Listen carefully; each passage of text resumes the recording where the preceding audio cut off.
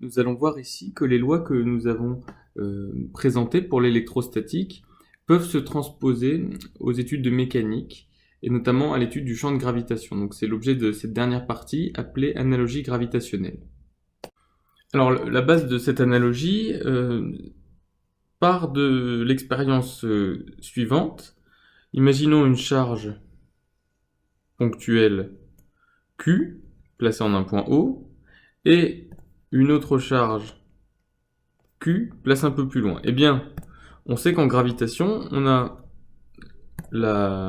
l'expérience un petit peu analogue avec une masse grand M placée en un point de l'espace et une charge petit m, une autre masse petit m placée en un autre point de l'espace. Et on sait qu'entre ces deux points, on va appeler par exemple la distance R, et il va s'exercer une interaction entre ces deux points.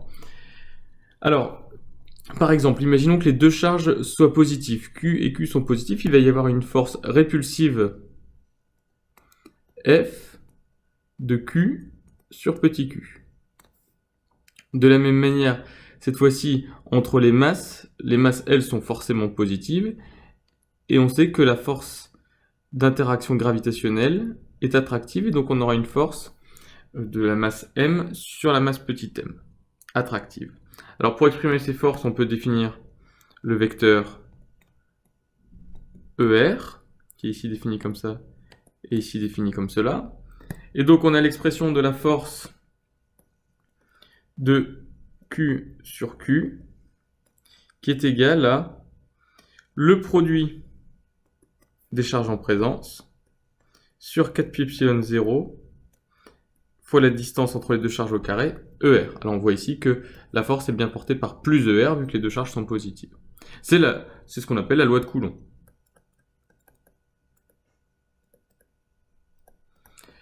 De même, la force de la masse grand M sur la masse petit m peut s'exprimer comme le produit de la petite masse m par la grande masse grand M sur la distance au carré entre ces deux masses. Le coefficient de proportionnalité cette fois-ci s'appelle G. Il est porté par ER, et comme la force est attractive, on a ici un moins devant la force. Alors cette loi ici, c'est la force gravitationnelle de Newton, donc que j'écris loi de Newton. Et ce qui est intéressant dans les deux cas, c'est qu'on voit que la force électrostatique, d'après la loi de Coulomb, est proportionnelle à la charge Q fois une grandeur qui ne dépend que de la charge grand Q et de la distance entre Q et Q.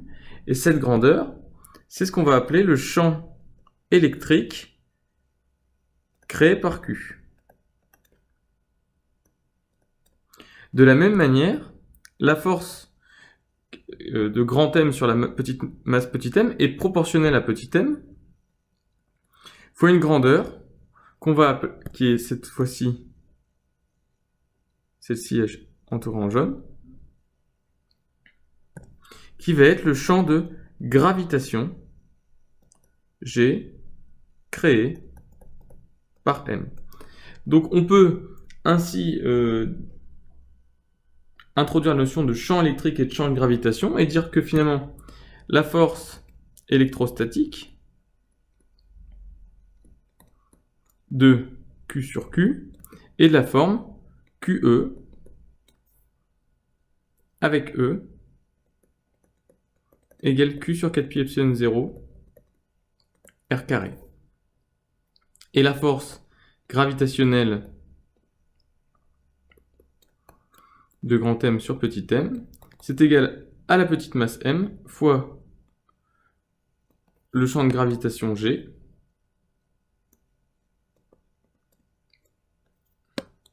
créé par la masse grand M avec G égale moins G M sur R carré ER. Alors, on rappelle que G, c'est la constante universelle de gravitation. Et donc on voit apparaître une analogie très forte finalement entre la charge et la masse, c'est-à-dire que la source du champ en électrostatique, c'est la charge Q, Et l'ensemble des charges Q qui vont créer un champ, on va appeler ça la distribution de charge, qui va créer le champ électrostatique. Et la source du champ de gravitation, cette fois-ci, c'est la masse grand M. Et dans un cas plus général, ce sera une distribution de masse qui pourra être à l'origine du champ de gravitation. Donc on a une analogie formelle entre la charge en électrostatique et la masse en gravitation. Alors, ça va même plus loin, puisque dans l'expression de la force, on avait ici une constante qui était 1 sur 4 pi epsilon 0, avec epsilon 0 qui est la permittivité diélectrique du vide. On voit que par analogie, la constante en gravitation, c'est moins g, la constante universelle de gravitation. Alors on peut aussi dire que 1 sur epsilon 0 est analogue à moins 4 pi g en gravitation. Ce qui fait que on utilisait le théorème de Gauss pour calculer le champ E lors des études d'électrostatique, qui valait le flux de E est égal à Q intérieur à la surface de Gauss divisé par epsilon 0. Ça, on intégrait ça sur une surface de Gauss. Eh bien, on va avoir un théorème équivalent en gravitation. On pourra définir une surface de Gauss. Et pour calculer le champ de gravitation G en un point de l'espace, on dira que le flux de G sur une surface fermée est égal, alors, la charge intérieure sera remplacée par la masse intérieure à la surface de Gauss, et 1 sur epsilon 0 sera remplacé par moins 4 pi G.